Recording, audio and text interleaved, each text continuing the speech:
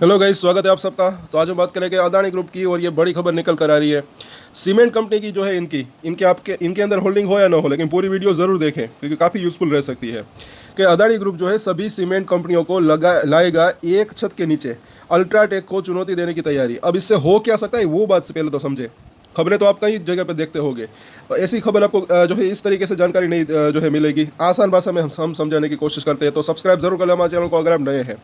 तो अदानी समूह ने एक कारोबार यानी एक कंपनी रणनीति के तहत अपने सभी सीमेंट कारोबार को एक ही कंपनी के तहत एकीकृत करने की प्रक्रिया शुरू कर दी है। अब इससे हो क्या सकता है, इससे जो इसका खर्चा वो जो है वो कम हो सकता है। जो होता है वो कैसे, वो भी अभी हम समझेंगे। पहले तो आगे देखें कि इसके जरिए अब कंपनी जो है अपने सीमेंट कारोबार को सुचारू एवं व्यवस्थित करना चाहती है, जहां अंबुजा और एसीसी दोनों प्रमुख ब्रांड मौजूद है हो।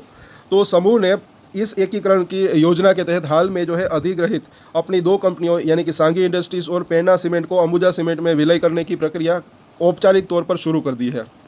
और इस मामले से अवगत लोगों ने बताया कि यह प्रक्रिया दिसंबर तक पूरी होने की उम्मीद है।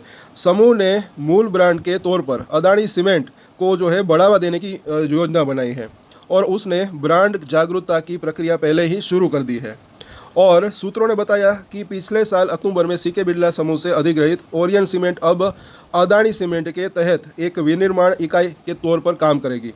अधिकारियों ने कहा कि विरासती ब्रांड एवं मूल्य निर्धारण में अंतर के बावजूद जो है मात्रात्मक लिहाज से ओरिएंट सीमेंट को बिना कोई नुकसान पहुंचाए आसानी से एकीकृत किया जा चुका है।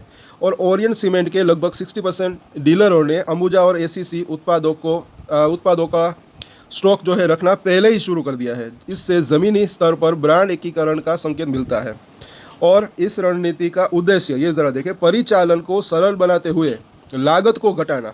जैसे कि मैंने कहा, इससे इसका खर्चा कम हो सकता है, और बाज़ारों में ब्रांडों की मौजूदगी को लेकर जो है उनको बेहतर करना है। पिछले एक साल के दौरान कई आक्रामक अधिग्रहण करने के बाद अदानी समूह सीमेंट क्षेत्र में अपनी योजनाओं को आगे बढ़ाने के लिए तेज़ी से पहल कर रहा है। विभिन्न सीमेंट इकाइयों के विलय के बाद आगे सुदृढ़ीकरण को भी जो है योजना बनाई गई है। इसके तहत अंबुजा सीमेंट अपनी सहायक कंपनी एसीसी के साथ विलय पर गंभीरता से विचार कर सकती है। करीब 14 करोड़ टन क्षमता वाली अदानी समूह की सभी सीमेंट परिसंपत्तियां एक ही छत के नीचे आ जाएगी। इससे उद्योग की अग्रणी कंपनी अल्ट्राटेक को टक्कर देने में मदद मिलेगी। और इस संबंध में जानकारी के लिए अदानी समूह को भेजे गए ईमेल का जो है खबर लिखे जाने तक कोई जवाब नहीं आया। और अदानी समूह फिलहाल देश की दूसरी सबसे बड़ी सीमेंट कंपनी है। उसने सालाना 20 अरब डॉलर के पूंजीगत व्यय की योजना भी बनाई है, और इसके तहत वह 2030 तक 20 करोड़ टन क्षमता हासिल करने का लक्ष्य रख रही है। अंबुजा सीमेंट्स का शेयर जो है, और ये आई थिंक 1-2 दिन पहले का प्राइस होगा, ये ना भूलें, 594 के आसपास तब होगा ये। और बाजार मूल्यांकन कल उतना, मतलब कि कल या परसों इतना होगा उसका। और एसीसी का भी यहाँ पर प्राइस दिया गया है।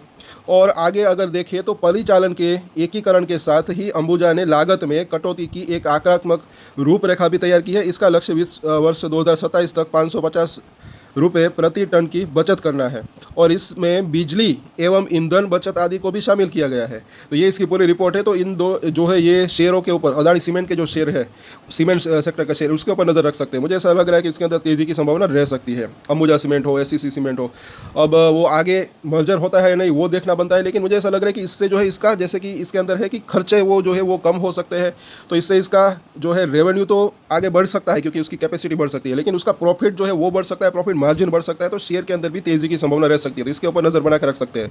अभी कुछ शेयरों के ऊपर भी चर्चा करेंगे। तब तक के लिए अगर वीडियो अच्छा लगा तो लाइक, शेयर एंड सब्सक्राइब जरूर करें हमारे चैनल को। और एक स्टैंडर्ड डिस्क्लेमर जो कि मैं हमेशा देता हूं, आप कोई भी ट्रेड ले उससे पहले अपनी रिसर्च करें, अपने फाइनेंशियल एडवाइजर की सलाह ले, उसके बाद ही कोई डिसीजन ले, और डिसीजन ले तो उसकी जिम्मेदारी मेच्योरिटी के साथ खुद ही ले। ये वीडियो मैंने एजुकेशन पर्पस के लिए बनाई, मेरी तरफ से कोई भी बाय या सेल की रिकमेंडेशन नहीं है। Thank you.